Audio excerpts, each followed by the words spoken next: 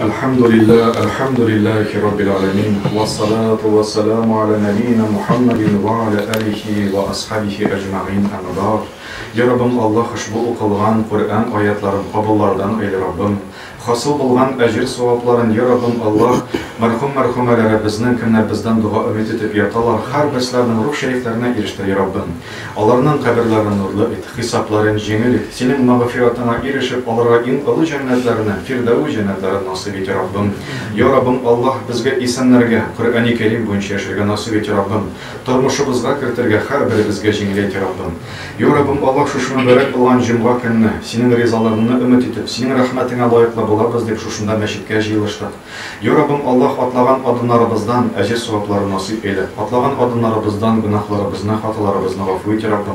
Bergen hayır sadakalarımızdan, eytken tesbih zikirlerimizden, kılgan rukuk secdelerimizni, okugan farz sünnet namazlarımızdan kabullardan eyle.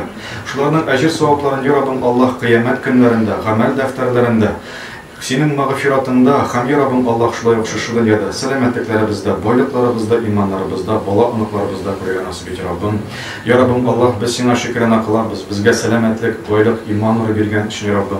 Her birimizni ağırlıklardan, bela kazalardan, paylı hasretlerden, sihir zahmetlerinden saklap, iki dünyanın da bakıtına erişige nasip et Rabbim. Aileleri bizge ilfet hem muhabbet, balalarımızga tevfik hem hidayet nasip et Rabbim. Ya Rabbim Allah namazda bulmagan tuğanlarımızı, eti eynlerimizni, hatunlarımızı, abi singillerimizni, apaylarımızı, bala anıklarımızı, ya Rabbim Allah Allah'a hidayet versen idi.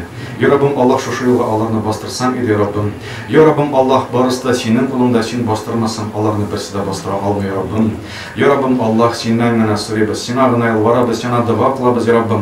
Kılgan dualarımızını kabul et şu mübarek cümle günü sen bir dualarını kabul etüşe. Bilip ve bilmişe kılgan ulu hem kişi günahlarımızını, hatalarımızını gafur et ya Rabbim Allah. Sen bir günahlarını, hatalarını gafur etüşe. Ya Rabbim Allah illerimizge tınışlık nasip et ya Rabbim. Jitekçilerimizge zihin, hikmet nasip eyle Rabbim. Ya Rabbim her birimizge La ilahe illallah Muhammedun Resulü kelimelerini eğitip mümin Müslüman bulup yaşap, mümin Müslüman bulup gidip karşıma da mümin Müslüman bulup eğlenip kaytırgan nasip et ya Rabbim. Allahümme gafir lana zunubana, Allahümme arhamna, Allahümme ehdina ila sıratul müstakim.